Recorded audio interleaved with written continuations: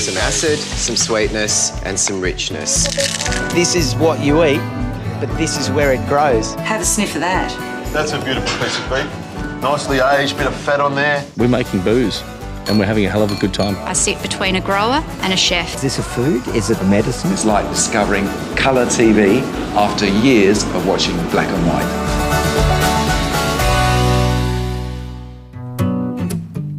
Hello, I'm Pip Courtney, and this week we look at some very posh spice and a town being saved by ABBA. If you change your mind, take a chance, I'm the first in line. Honey, I'm still free. It's having such a positive flow-on effect for the whole of the community and beyond. Mamma mia, here I go again. My, how can I resist you? I love this. Everybody should have a weekend like this. Go and do it. Life's too short. Saffron is one of the world's most expensive spices. That's because cultivating and harvesting the saffron crocus flower is excruciatingly difficult. I revisited a couple in southern Tasmania who first started 25 years ago and have now hit the jackpot. The postcard views of the Huon Valley in southern Tasmania entice many tree-changing mainlanders. When Terry and Nikki Noonan arrived from Sydney in the late 80s, they didn't plan farming their tiny block until Terry saw a bottle of Spanish saffron in a deli. What was it, Terry? 1/8 of a gram. 1/8 of a gram for $14.50. And he looked at me and he said, I think we could grow that in Tasmania. Saffron is the dried stamen of a crocus flower and is a mainstay of Middle Eastern and European cooking. Overseas, crocus plants are grown in the snow line, the cold crucial to triggering flowering. While they didn't have snow, the Noonans punted on Tasmania's frosts to do the trick. And I thought if we've got one thing in Tassie at the right time of the year, that's plenty of cold. Cold weather. And went a bit further and brought in 5,000 corms from the Northern Hemisphere. Their bold goal, to be Australia's first saffron growers. Oh, and neither had farming experience. Nikki was an HR manager, Terry a photographic technician. Did you think they're crazy they'll be done in a year? I thought worse than that, Pip. I mean, no one had done anything like it before. You know, no one had planted saffron in Tasmania. Who thought of saffron, Tasmania? And, I mean, they were one of the pioneers of, what we're seeing now. I think Terry and Nikki are mad, like totally mad, for 25 years on, this little corner of Tasmania trying to grow a crop that we're not famed for, we're not known for, that's difficult to grow, that can't be mechanised. Yeah, you'd have to be completely balmy to do it, and thank God they do, because I've got a farm just up the road. I love buying their saffron, but I don't want to grow it. The first challenge was fooling the plant's internal clock to grow out of season. That took 3 years. We've managed to actually do that successfully, and there were two idiots in the paddock standing around and dancing in their pyjamas around two little flowers. You've got one flower. Two, we had two. Did we have two? Yeah, we had two each, flowers, we had one each. And the next year, of course, they banged up everywhere. We had thousands and thousands of flowers. Once picked, the pretty petals are binned. The stigmas carefully extracted and dried for 2 hours. There is a little bit of an art, yes. There's a little bulb on the flower that's a little bit fatter than the rest of it. So if you pinch right on that, you'll get this pistil at the perfect length, and you should get all three together. To celebrate 25 years in business, Nikki and Terry threw a lunch party. So this will give more colour. Cooking the most famous dish featuring saffron was Anglican minister Edric Corbin Banks. the paella cook for hire who turns cooking Spain's national dish into theatre, placed 4th in Spain's annual Best Paella Cooking competition. He knows his saffron. That's absolutely phenomenal saffron. This is probably the best saffron I have ever used, and even better than some of the top Spanish saffron. When I first met Terry and Nikki and started using their saffron, I was using only 1/3 of a gram as opposed to 1 whole gram of anything else. It's a little bit more expensive, but it's actually a lot cheaper in the end to use it because you can just use a small amount. He says whether it's a seafood paella or like this one with chicken and rabbit, it's not authentic unless it contains saffron. I think it's because of the colour, but if you get the flavour exactly right, you will actually taste that sort of honey, meaty, tobacco-y flavour through the rice. Tucking in was the Noonan's neighbour, Matthew Evans. Yum. I think it's one of the major pieces in the food jigsaw, that you can get spices grown in Australia that you know the quality of, that you can be guaranteed of the quality of, and you can be proud of the people who've grown them. His mate, Bruny Island cheesemaker Nick Haddow, is also in the Noonan fan club. Nick makes a raw milk saffron cheese, which he releases at Christmas. Thanks a lot. Yeah. Looks good. Good. I think these guys are just an inspiration, honestly. Like they're madly, obsessively passionate about saffron, and you can't help but being infected by it and having it rubbed off on you. And to be able to just, see your dream in the distance and pursue it at all costs, no matter how hard it's been, is so motivating for another producer such as myself. Now I'm a delegation. Each course on the menu celebrated saffron, from savoury to sweet. We are producing nearly 20 kilos of saffron compared with our first harvest of 2 grams. And it has come a long way. And just seeing those people here today reminds us how far we have come.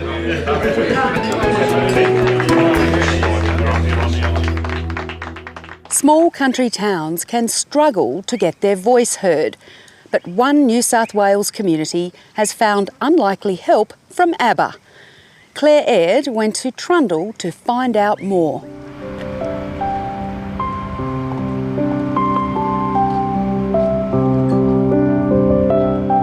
The ABBA Festival came from going to the Parks Elvis Festival. And we said, what other festivals could we have? What other big bands? And we were talking about Fleetwood Mac and Queen and other bands. And I said, how about ABBA? And my husband said, that would be amazing. That'd go off. It's having such a positive flow-on effect for the whole of the community and beyond. Things it's generating a lot of income for the Trundle business community. It's helping create a positive image for the community, and it's just a huge morale boost too. Everyone gets together and has an absolutely wonderful time. The Trundle ABBA Festival is now in its 4th year. Well, this is the first year I wasn't ready. I didn't dress up, okay? So they were comfortable. That was okay. Second year, these are the shoes I wore. Never again. The third year, the boots, they were fine, but still not that comfortable. You learn as you go. That's fantastic. That's brilliant. The organising committee takes a year to plan each festival, and there's no shortage of willing helpers. Whoever ends up with this can sleep on it of the night time and think about ABBA. All sorts of groups are becoming involved. There's the CWA have got a whole lot of ABBA cushions that they've made that look fantastic, and the Red Cross women, and that's the whole point of the festival really. All of the locals just getting out there and welcoming the people to town and making the most of the opportunity of people coming to town.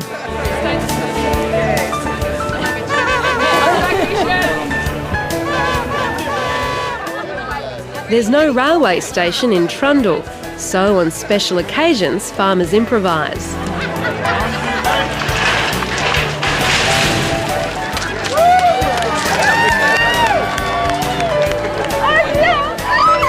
These fans have come from all over Australia to see the world's biggest tribute band. Beyond Against me going 25 years, and this is the craziest thing I've seen. This is insane. I mean, the effort everyone's made to dress up, huge vibe in town. There's a lot of joy here. It's great. It's unbelievable. We love ABBA. Any opportunity to dress up, to have some fun, that's us. Beautiful steak sandwiches, supporting the local schools. There is a serious side to the ABBA Festival, to help build and maintain a sense of community and to attract visitors. Like so many rural towns across Australia, Trundle has had its fair share of ups and downs. When I was a child here, we had car dealerships, we had 4 banks. It was a thriving town, like all the other small towns around the region, and they just, businesses closed up. The plight of the township deeply worried Andrew Rawthorne, whose family has been farming and working in the district since the days of the gold rush. I'm not very good at sitting around and doing nothing, when there's... So I was just angry about the whole thing, wanted to get out there and do something about it.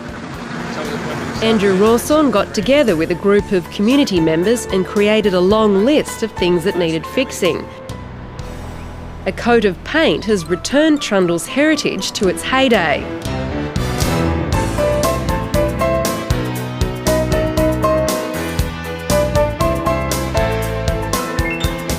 The pub is also being restored to its former glory. The rooms upstairs are being done up, there are people staying.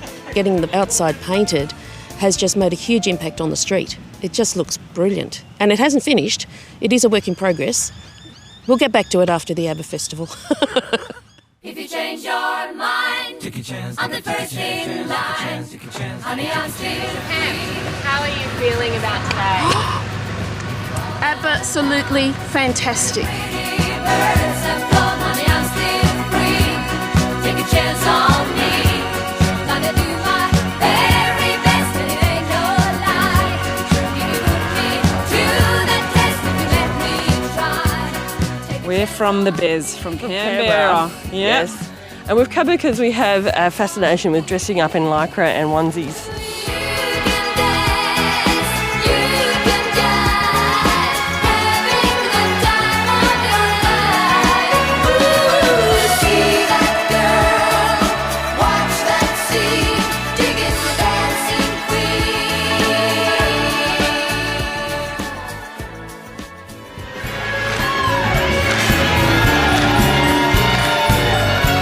The ABBA Festival may not be world renowned just yet, but this year's headline act was.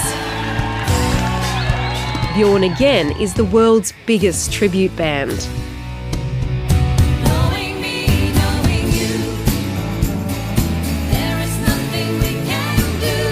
Knowing me, knowing you. Just come from Singapore and done 3 shows there, and then to just be kind of dropped in the outback, in this wonderful town, where everyone is just, dressed to the nines in all their costumes. They've embraced it so much, haven't they?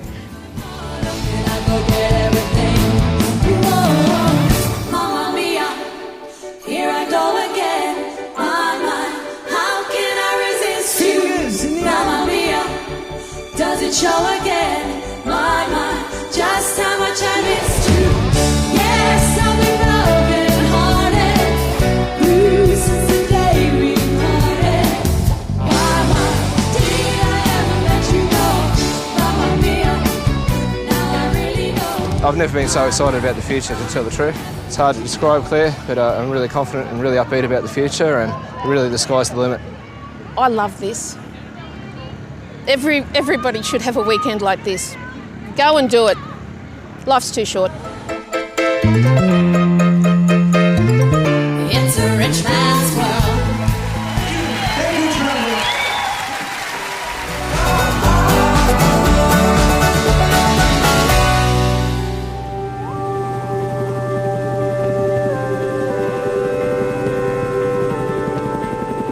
It's hoped a big fish farm development in Western Australia's Kimberley region will provide a boost for the local barramundi industry, which is coming under increasing pressure from imports. Here's Sean Murphy.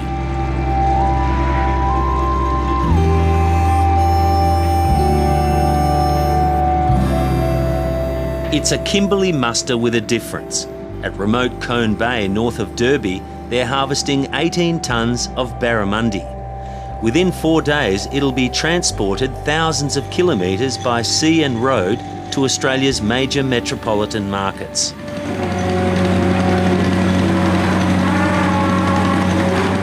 logistics of getting the fish out fresh and trucked across the country from there has taken some doing, but we've really nailed that one. And then, of course, the cages themselves, the fish, bringing fingerlings out to that environment, and of course then there's the fauna as well, the crocodiles and the sharks. It's a bit different to the experienced people that come up from Tasmania who have seal problems, and we introduce them to crocodiles, and it's a whole different ball game. Operations manager Adrian Heath was a diver in the Tasmanian salmon industry for 13 years. Down there we're dealing with a couple of metre tides. Up here you've got 11, up to 11 metre tides, and basically everything you do, every operation is depending on that tide.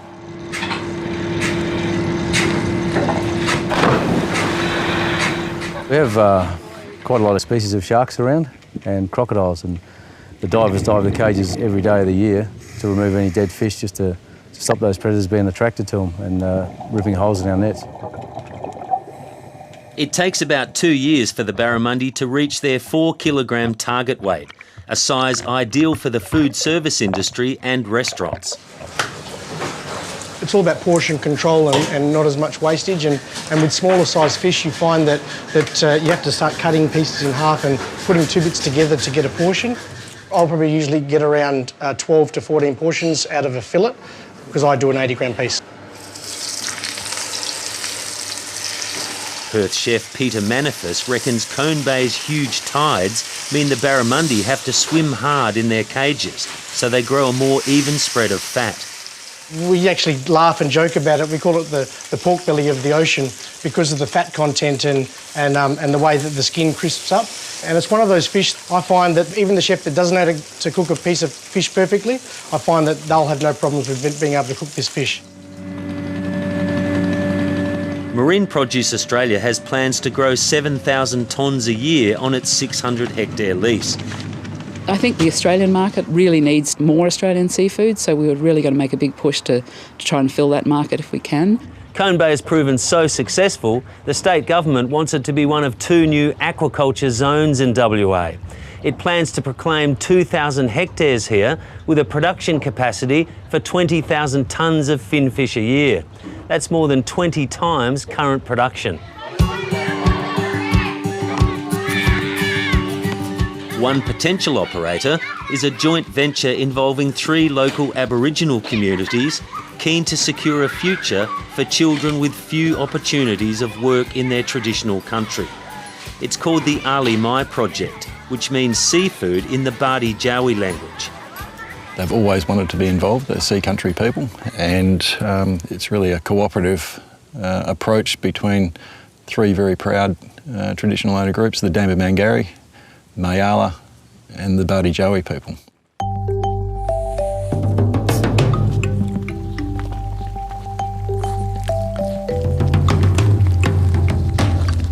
The Bardi Jawi people have been harvesting fish from tidal traps like this one for hundreds of years. The rock walls have been maintained for generations to help trap fish on the outgoing tide. They see moving from traditional traps to a modern aquaculture enterprise as a good fit for saltwater people. Farming of barramundi in cages is almost similar to a lot of our cultural ways of gathering fish before, like you get your fish traps, you know? So that's kind of like a trap, and the fish are breeding in it. Here we, certain tides, when the wind blows, we have to go and check the traps, and the fish are there, so it's almost similar to what our people have been doing, and over the years. Giving our boys, our girls, giving them proper mainstream work, something that they could feel proud of, build self-esteem and stuff like that. An Aboriginal brand like Ali Mai could be a winner on global markets. I think the potential is incredible because the marketing story isn't about aquaculture or fish, it's about the project itself. You're in a commoditised market, so if you've got a very good story that's wrapped around traceability, that's wrapped around a clean, green, sustainable product, that's step 1. Step 2 is getting that message through to the consumer that the food they're purchasing is enabling communities such as these 3 to provide jobs for kids, to provide education opportunity. Jobs and people working in home, living and working in the home, and working with something that they're familiar with, you know, because we are saltwater people. Aboriginal people didn't have that in the past. They used to work for people all the time, but now it's time for them to step up and do something for themselves.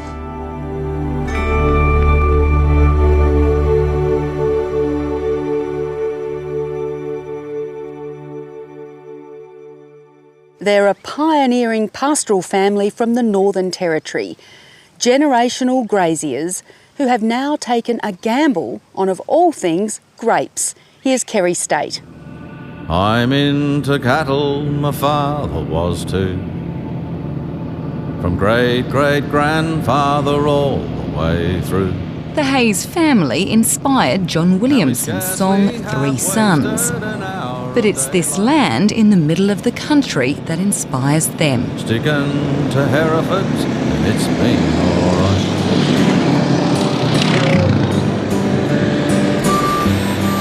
Ben Hayes is a 5th-generation cattleman, as are his 2 brothers.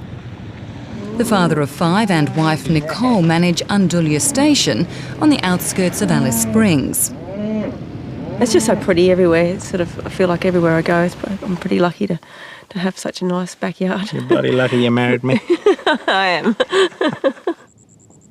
Undullia may have supported many Hayes over the years, but the 1,600 square kilometre property is not big enough for the whole family, especially as Ben and his 2 older brothers want to stay on the land.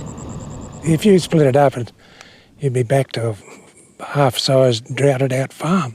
You'd be battling around half a dozen hungry goats on the joint. This is part of the solution. While middle brother Andy manages another cattle property the family leases nearby, the oldest has swapped Herefords for horticulture. Cattle, you got to put water in it, you got to put feed into it. These are doing the same thing. They just look a bit different. The basic principles may be similar, but the reality of growing table grapes has been a steep learning curve. Originally, the family employed a manager to set up the vineyard, which is on a freehold block in the middle of Undullia Station. When he left a decade ago, Richie Hayes stepped in, even though he had no experience. And it wasn't just the fruit feeling the heat. How did it go to begin with? Scary.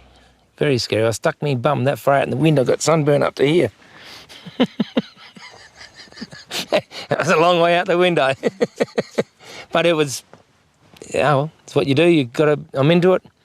You commit to it, you go for it. The father of 3 admits plenty of mistakes have been made and money lost, but he says he's now refined his growing techniques and has good access to domestic markets after partnering up with an established Mildura grower. One of our biggest issues here is to get it off quick enough. Because they're growing so fast, you've got to go like hell to get them off. In the middle of picking, we're starting about 4 in the morning, finish 10 o'clock at night, just to... The volume, the more I can get out in the shorter amount of time, the better it is. Because that's my window. If I'm picking in someone else's window, the price is crashing. The window is small, the wages and freight costs are high, but the returns are there. How good can it be? Very good, very, very good. 150 acres when all the goalposts line up, you can keep up with 2 cattle stations easy and better them on return. But that doesn't happen enough. While this is a relatively unusual site in the middle of a cattle station, diversifying on pastoral properties is becoming more commonplace since the Northern Territory government relaxed its land tenure rules.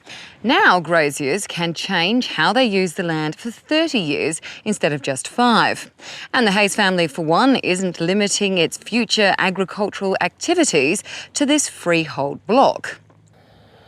The opportunity's here, we've got to run with it. We have to, the world has to feed itself somehow.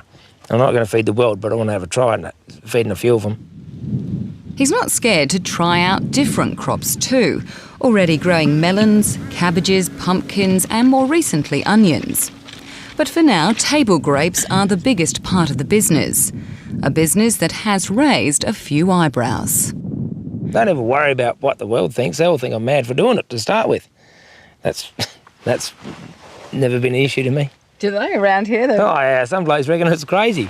But again, when it works, it works. And we've never been guilty of wasting daylight. We work hard, we play hard, and we sleep well at night. The Hayes family is part of the social fabric of Central Australia and the Alice Springs community. You go that high over the Andes. At the local steakhouse, it's clear from a couple of dishes on the menu, the earlier generations have left their mark. Now it seems the pioneering spirit has been passed down to those around the table. I hope they'd be proud of what the family's achieved in their honour. Okay. What I'm saying is Ted and Jean, and then you got Ted and Mary. Yeah, okay. Ted and Jane, sorry. Jane. And while the ancestral roll call is a little confusing, the family's patriarch is confident the Hayes name is here to stay. And what have I got? 13 grandkids, they're all here, in and around. I think that's a pretty good home, and none of them are necked off. So, yes, I think we'll be in the country. 3 sons in their swags round the campfire with me. Next Friday is Christmas, so we won't be back with a taste of Landline until the new year. But we'll still be in our regular slot at noon on Sunday. So from all of the team, have a great festive season. Noel.